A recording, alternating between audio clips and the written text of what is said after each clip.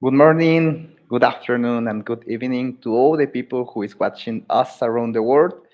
I am teacher Pedro from UPAEP High School, and for me, it's just a great honor to introduce you our next speaker, directly from United Arab Emirates, with all of you, a great example of leadership, discipline, and creativity, Miss Ishika Yadavali. Hi everyone. Hello. Hola. Hello, Ishika. How are you? I'm good. I'm good. Um, I'll be doing this thing in English, by the way. Just because I said hola doesn't mean I can do Spanish. That's wonderful. So I So left Spanish a long time ago. the microphone is totally yours. Thank you for your presentation. Thank you for the introduction. Hi guys. Today I will be talking about how becoming an IB student can change your life and the lives around you. So, like I said, mi nombre es Ishika, but my name is Ishika, and I am here to help you learn more about the IB and because I love public speaking. You can find me at Vuja_day_official. That's my Instagram. Also, I have a YouTube channel, Vuja Day, and I've also done a TEDx talk there, which will be on there soon. So make sure to check it out. A little bit about me. I did a couple of IB subjects. I did the IB diploma program. So 3 HLs and 3 SLs. So history, English, and business were my HLs, and German, math, and um, biology were my SLs. Wow, I'm still doing IB. I completely forgot. Anyway, so an overview of what you'll be hearing about here today is international mindedness, how IB will change your life. This part of the presentation will help you see how IB enforces international mindedness in order to foster necessary abilities for today's world, today's day and age, not preparing you for the past. This section will also talk about the increase in necessity for programs like the IB and talk about international identity and how it helps all of us. How and why IB is important in the future. This section will be focusing on how important the IB can be to the future of our world and for our new generation of leaders, innovators, thinkers, and entrepreneurs, everyone who is going to be leading our next generation. And how the IB will help us as students become leaders and hard workers, and how the IB helps us in university as well and for their education. So long and short term will help from the IB. So let's start with, I was going to start with the video, but because I know this is on YouTube and copyright reasons, I'm not going to, and I don't think we will have the time.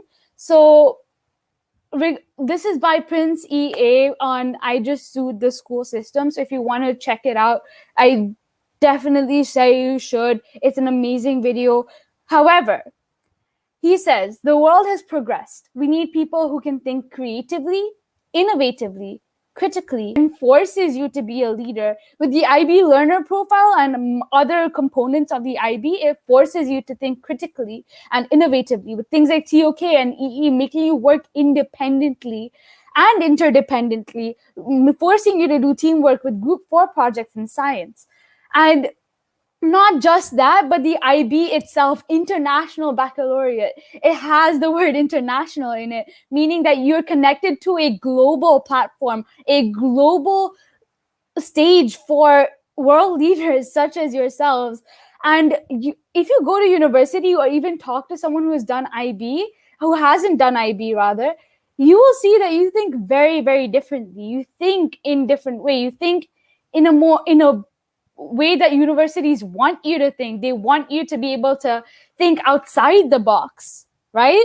So this is exactly what IB prepares you for. It's not at all like what Prince EA is describing. It is instead a lead into the future of education, which is what I strongly believe, because the IB can help foster so many intellectual conversations, no matter the subject, because each subject is interlinked and each subject allows you to foster the ability to think not just from your viewpoint, but from others.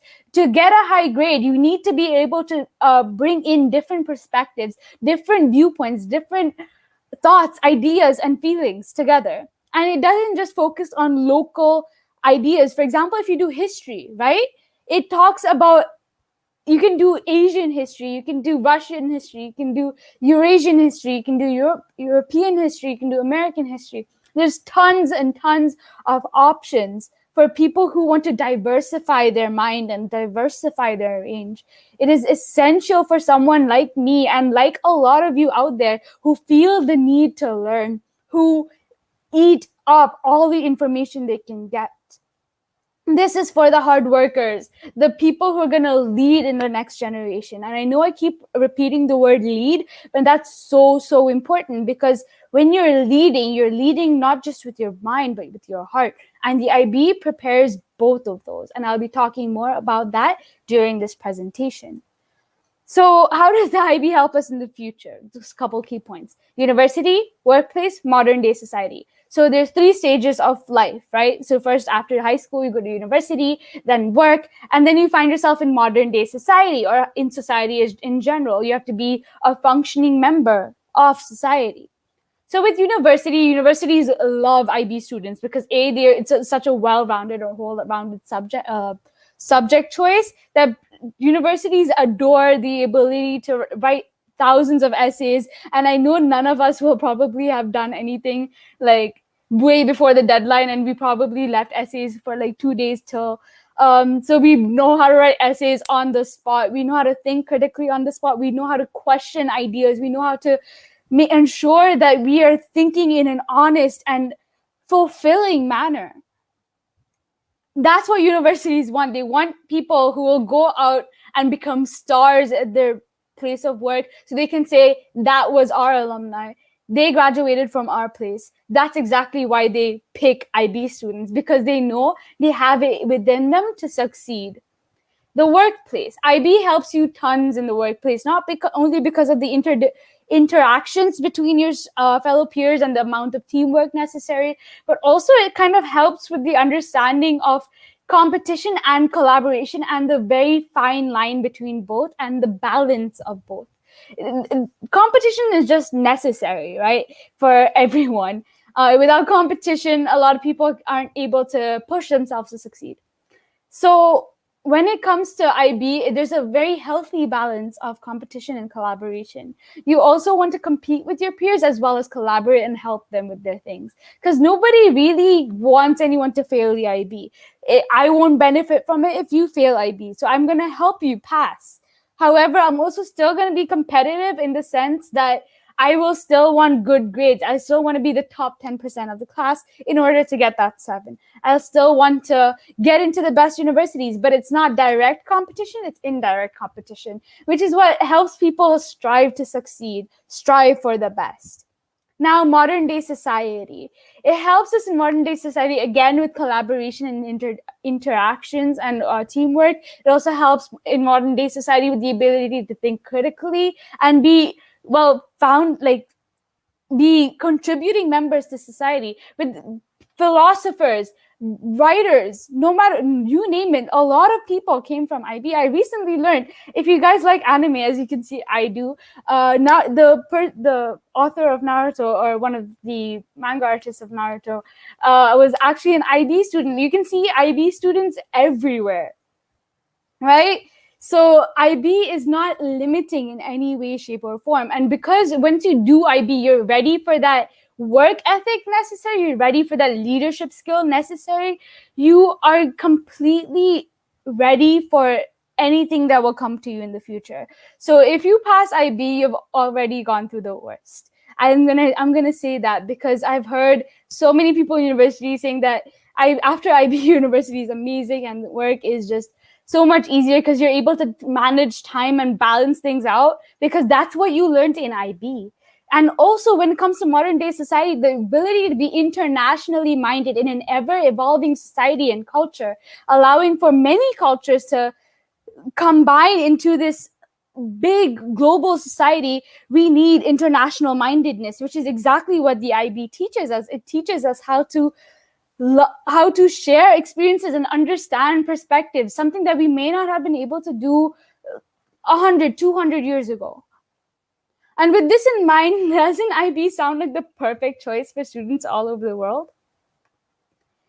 That depends. I know there's a lot of good stuff about IB. The pros way outnumber the cons. However, there is a lot of work. Not everybody can handle the hard work demanded by the IB and the stress that accompanies it. You need to be able to understand all the stress you're going to be getting and all the hardships you will face during IB. But trust me, at the end of it, it's all going to be worth it, because you will have gotten through the worst. You will know what the worst looks like. You would have faced it. And after that, things will seem a lot easier. So if you want to do the IB, but you're still not sure if you can handle the stress, don't make the same mistakes I did. Choose exactly the subjects you think you need. For example, if you're going to do law in the US, you can't do law until postgrad. So for pre-grad, I would suggest you do business or political science, or anything like remotely to do with essay writing or something to do with the legislation of things. You can do pre-law as well and legal studies, but again, I don't really recommend that for other reasons. But yeah, so it's very dependent on how much work you can handle. So if you're doing law, I'd say history, business, and English, HL. Don't worry about math. Don't worry about a language. You can take an ab initio and you can take an SL math. It's fine, because universities don't look at what you took for HL and SL unless it's the subjects they require. They look at how many points you got. You need to get more points. So instead of doing 4 HLs just because you think a university will be like impressed with it, they won't. They'll be impressed with 45 points. The possibilities are endless, like I was saying. But when it comes to what you get out of it, the potential for possibilities are endless. From universities basically worshipping it to global recognition. As you've seen from the numerous startup speakers over here, like you've seen the first couple of speakers, the host speakers, doing amazingly in their fields of work. It's global recognition right there. It's beautiful. So if you can do the IB, it helps you learn how to lead, like I was saying, and it helps you with international mindedness, which essentially helps you to become globally recognized. It's half the battle. People understanding the need to be able to lead and be immersed in their society is half the battle. So IB really, really helps. So international mindedness. So how does this build international mindedness? Leadership, societies, universities, subjects. How does that help international mindedness? An internationally minded person is open-minded about the common humanity of all people and accepts and respects other cultures and beliefs. So this is a definition of international mindedness, one that I've come to learn. And truly and utterly, truly, IB really, really follows this. So to summarize how it follows it, the subjects are structured such that they use international names and currency. They also make sure the content is explicit. They have the writing in, I think, French and English as well. So the subjects and the way they're taught and read out and things have a very international background to them. The people who wrote the textbooks are probably international people. And they come from a variety of different backgrounds, ethnicities, and so much more. CAS. This allows for international mindedness, as the whole system required to complete the process needs you to volunteer and learn about your community and the wider community. So in order to even pass IB, you need to do this thing called CAS, creativity, activity, service.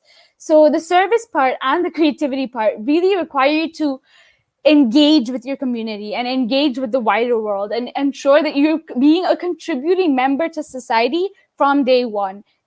You need to be able to give back to the society that gave to you, right? So this not only just encourages your local volunteer necessities and doesn't only encourage you to be kind and amazing to your local peers, but it also encourages you to be internationally minded and encourages you to look through different perspectives, see the world from a different lens than you probably would be used to, see the world in a way which you probably never have. The necessities, i.e. the very well-known learner profile. You need to follow the learner profile if you want to do well in IB. I'm sorry, I know it looks redundant, especially when the teachers keep bringing it up at lessons. Like, so what are you today? Are you a thinker, a communicator, or whatever, If you want to do well in IB, though, you need it. It encourages community and collaboration. It encourages you to have these fundamental necessities of what makes a human, of what makes an internationally minded human, according to the IB. It's what they feel are the components of success. There's so many of them, it's hard to remember all of them now, but there are the key components of what you need to ensure when you're writing each essay, when you're writing each paragraph, when you're writing each answer, when you're doing CAS, when you're doing your EE, no matter what you're doing, you need to refer back to those learner profiles, so you are ensuring that you're ticking all those boxes and doing exactly what IB wants you to do. And in that way, you're kind of expanding your horizons, which is, I think, is a beautiful saying. Expanding your horizons is so, so important, because that's exactly what gets you to succeed, and that's exactly what gets you to lead, right? So all for one and one for all. Understanding the learner profile is essential in order to understand how the entire IB is focused and works, how it allows you to become a well-rounded human being, which is, again, is something that universities desperately love. So small people can bring big change. This is so, so important, and it's such an important, in general, theme to understand. This is what the IB promotes as well. It believes that it takes a small person, a small idea, a small glimpse of a spark to bring big change. And they want to incite that spark into every single one of you. You see those bulbs that you can see? Yeah, for them, each of you is a sparking bulb that they want to set alight. They want to set you free. They want to make sure that you live up to your potential. You live up to the standards of IB.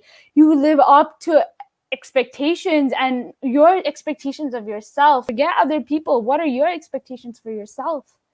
Expect more. Live, dream, do. That's exactly what the IB wants from you.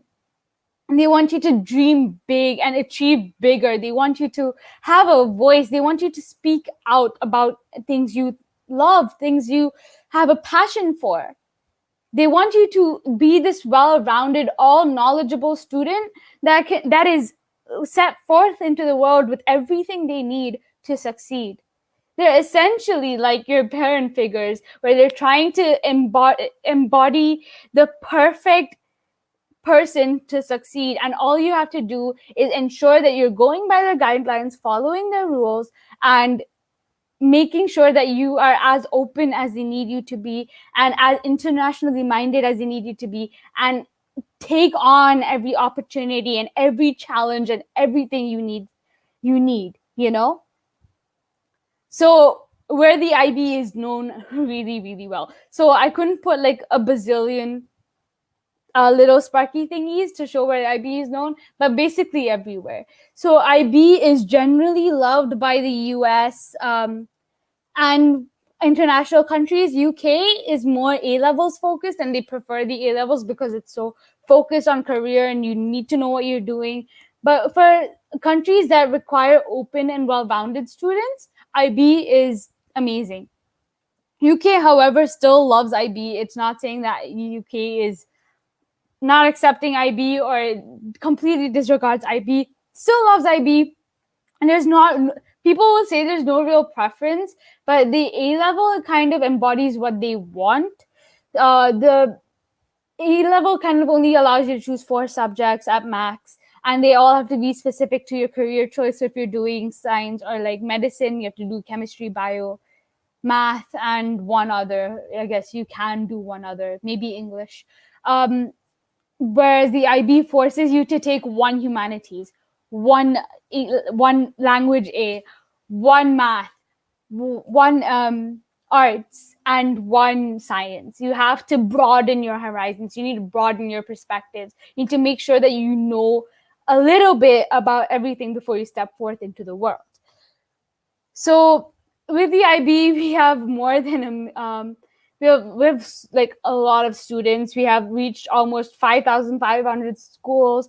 Um, I don't want to say a million students, but like because I'm not sure how many it's now. This presentation was made a while back, in the sense like 2 to 3 weeks back, but probably growing. And between 2016 to 2020, the number of IB programs offered worldwide has grown by 33.3%. And this is for a reason. People like the idea of being internationally minded because that is now a prerequisite for being in society. It's now a prerequisite to be able to function and be a contributing member of today's society, to be able to succeed and grow in a society like today's.